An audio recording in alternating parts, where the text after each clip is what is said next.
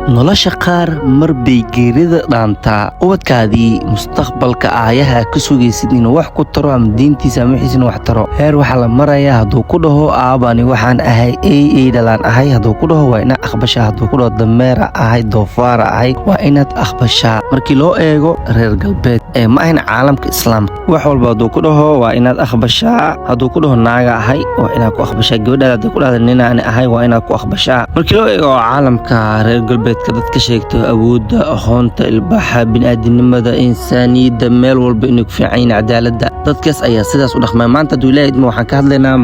mawduucaas oo ka hadlayo dad oo bini'aadan ah oo aynimo doortay dadka aynu ka hadli doonno waxaa la dhahaa luqadda qalaad ama luqadda ingiliishka waxaa lagu dhahaa human dogs waxaa dad bini'aadan ah oo doortay aynimo waxay gashteen dharkii eeyihii waxay cunaan cuntada eeyaha waxayna leeyihiin suuq ama supermarket of la dhahayo supermarket of dogs ama suuq eeyaha suuqaas ayaa lagu kala gataa dadkaas aa ujeedid ma ahan dad jaahiliin ma ahan waa dadkii awoodda cilmiga waxba sheeganaya maxaa ku jira dad oo dhakhaatiir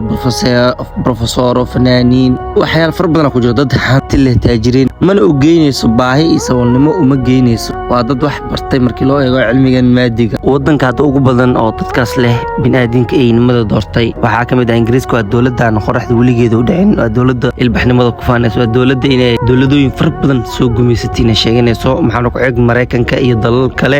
markii qofka bini'aadinimada oo jidkii ilaahay uu ka jeestay wuxuu noqonayaa wadadaas ayuu marayaa kan ugu liita xayawaanku ayuu aadamaha markuu diido jidkii ilaahay oo ilaahay ka hor imaado wuxuu ka liidanayaa xayawaanka